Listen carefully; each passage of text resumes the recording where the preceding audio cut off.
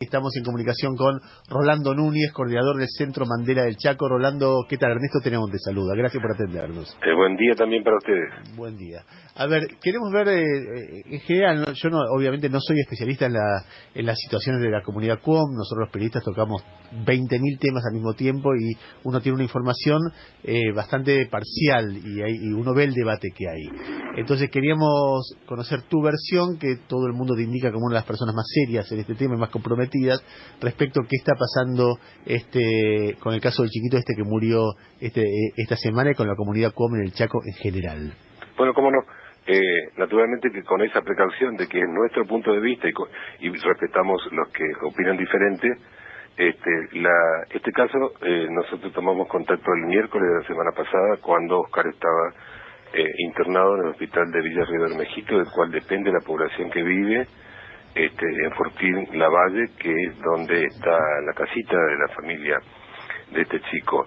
Ahí hay un puesto sanitario B que no tiene médico, y que los rondines médicos que se deben hacer del hospital de Bermejito lamentablemente no son regulares, no se llevan a cabo como están planificados, porque en algunas oportunidades no hay ambulancia, o la ambulancia está destinada a derivar pacientes graves hacia el hospital de referencia regional, que es el Güemes, que están en la ciudad de Juan José Castello, no hay combustible, no hay médico, están trasladando pacientes de otros parajes, porque la zona sanitaria es muy amplia, y toda esa población de una u otra manera tiene tendencia a enfermar y morir prematuramente, porque son poblaciones que viven comiendo una monodieta hidrocarbonada con base en la harina, en la grasa y sus derivados.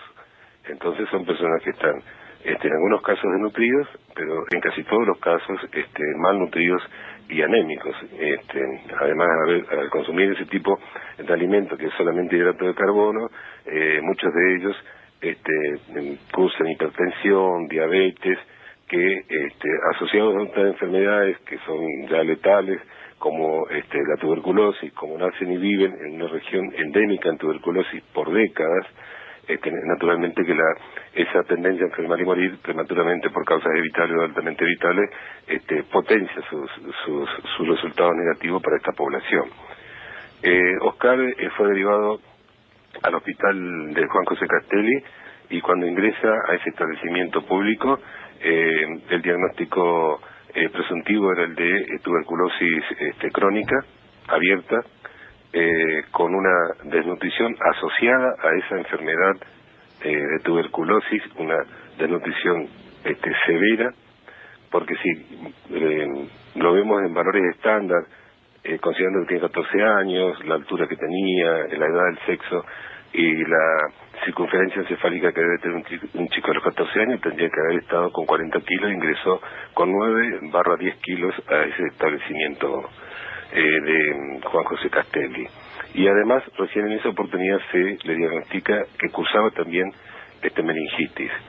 Yo le hice una entrevista telefónica a un médico que conozco hace mucho tiempo, que naturalmente me pidió que reservara su nombre, porque si no le iría mal, en donde le pregunté dos cosas: el grado de atención sanitaria de todo el sistema por donde pasó Oscar en los últimos 12 meses hasta que ingresara a ese establecimiento, medido en términos de resultados y de eficiencia y de eficacia. En el lenguaje a veces crítico de los médicos me dijo 0-100, o sea, ninguna atención efectiva y eficiente, tomándose en cuenta las patologías múltiples que arrastraba este pibe. Y en términos de pronóstico de sobrevida me dijo fallecimiento inminente. Le ingresaron en terapia intensiva, después lo derivaron al hospital de máxima complejidad, que es el hospital pediátrico de la ciudad de Resistencia. Ingresa el lunes pasado y fallece el día siguiente, o sea, el martes a las 14 horas, murió de tuberculosis, aunque se puede argumentar que murió de un fallo multiorgánico, o sea, del fallo de los órganos vitales como corazón, pulmón, riñón. Eso es el resultado de la tuberculosis abierta y aguda que cursaba, más la desnutrición severa asociada a esa patología. Rolando, cuando se dice no fue atendido, pero no por culpa del sistema sanitario, sino por una cuestión cultural de la comunidad QOM, que se niegan a ser atendidos por los médicos, que no participan de sus convicciones o de sus rasgos culturales. ¿Esto es justo, es injusto, es parcialmente justo? ¿Cómo lo incorporás? hay distintas situaciones. La medicina indígena existe, o sea, la atención a través del médico o la médica indígena, la piogoná o el piogoná, existe, pero cada vez menos, porque ya no se llega a ancianos, porque mueren bastante jóvenes. En términos promedio. La última que yo conozco, el canal, era una piogoná de edad muy avanzada y lamentablemente en el último tiempo hizo demencia que no fue advertida ni por los médicos del sistema sanitario público ni por la propia población, y obviamente que los resultados que provocaba en la salud de la población eran bastante severos. La mayor o menor reticencia de acudir a un hospital o a un puesto sanitario es una realidad que se fue superando de a poquito, pero cada tanto se retrocede. ¿Por qué? Porque hay un doble estándar de atención en los hospitales del impenetrable. Se atiende de una manera al blanco y de otra manera al indígena. Y son tantas las fallas del sistema que no tiene respuesta suficiente de la perspectiva del mundo indígena, porque en definitiva, cuando van al hospital, generalmente se atiende por guardia, porque entran por urgencia. Entonces no está el médico clínico tratante que conoce la historia de salud del paciente, sino se trabaja sobre el dolor. Por ejemplo, si le duele la cabeza le dan ibuprofeno. Sí, sobre el síntoma y no sobre la causa. Sí, si le duele la panza le dan ibuprofeno, y le duele el pie le dan ibuprofeno. Cuando la situación es grave lo internan, a veces no hay medicación, entonces se le da un poquito de suerito en goteo, se lo compensa un poquitito y de vuelta a la casa. En definitiva, atención primaria de la salud, que es promoción de la salud, prevención de las enfermedades, con agentes sanitarios recorriendo terreno, visitando familias para determinar precozmente la existencia de enfermos y enfermedades, lamentablemente no se da, a pesar de que existe un número bastante importante que permitiría llevar adelante este tipo de programas incorporados como agentes sanitarios al sistema de salud pública, inclusive muchos de ellos indígenas, pero que lamentablemente no son capacitados y no son puestos en funcionamiento con la finalidad de que salgan a recorrer el terreno. A ver, Rolando, por último, cuando vos decís cuando decías no habían rondines sanitarios, creo que esa fue la expresión que usaste, sí, o hablas de estas comunidades en condiciones realmente sanitarias y alimentarias muy precarias, ¿estás hablando de cuánta gente? No sabemos. Nosotros somos una pequeña organización de derechos humanos muy modesta, con limitaciones de todo tipo. Trabajamos sobre la información que recibimos a través de las denuncias que recibimos de las propias comunidades indígenas, y porque nos reconocen por el funcionamiento que tenemos.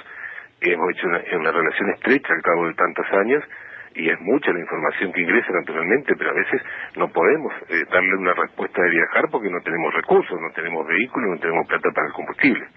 Pero de hecho hay 8.000 familias, se estima, según información con base en el Estado, 8.000 familias indígenas desparramadas en todo el impenetrable, pero es un territorio que tiene casi 40.000 kilómetros cuadrados, claro. O sea, un territorio complejo.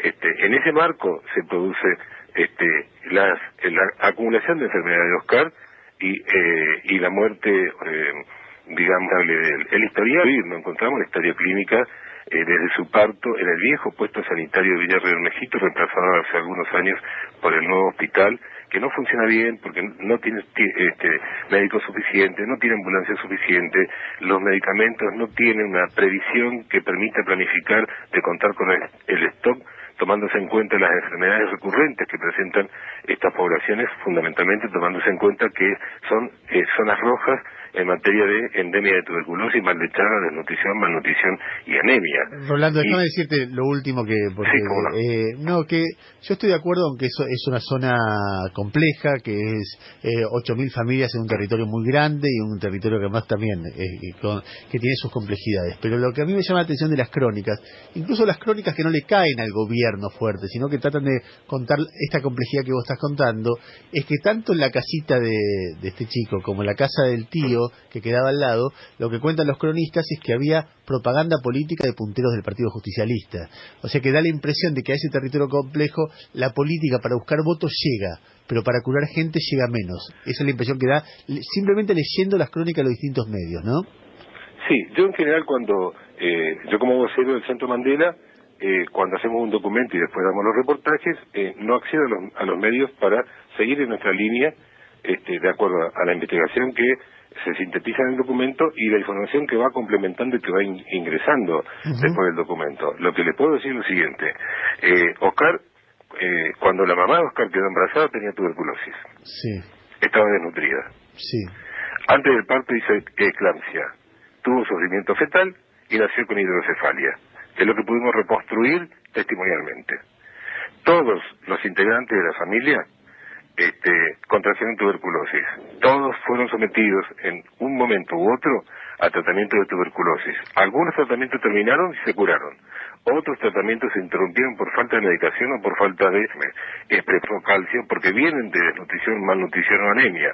Y como el tratamiento de la tuberculosis es una quimioterapia, es muy agresiva, tiene efectos colaterales muy fuertes, entre los cuales drogación completa, ensoñaciones, vómitos, chuchos, se sienten más enfermos cuando empiezan a tomar la pastilla, entonces no creen en el tratamiento. Ahí está la importancia del seguimiento del sistema, del médico o del agente sanitario, para alentar que continúe y asegurarle que se va a curar si termina el tratamiento, que es muy largo, dura entre 6 y 8 meses, porque las grajeas son dosis muy pequeñas, porque es una quimioterapia. Se interrumpieron, la tuberculosis quedó abierta. Cuando queda de esa manera, destroza los órganos vitales del enfermo y el enfermo se transforma en una fuente formidable de contagio dentro del núcleo familiar.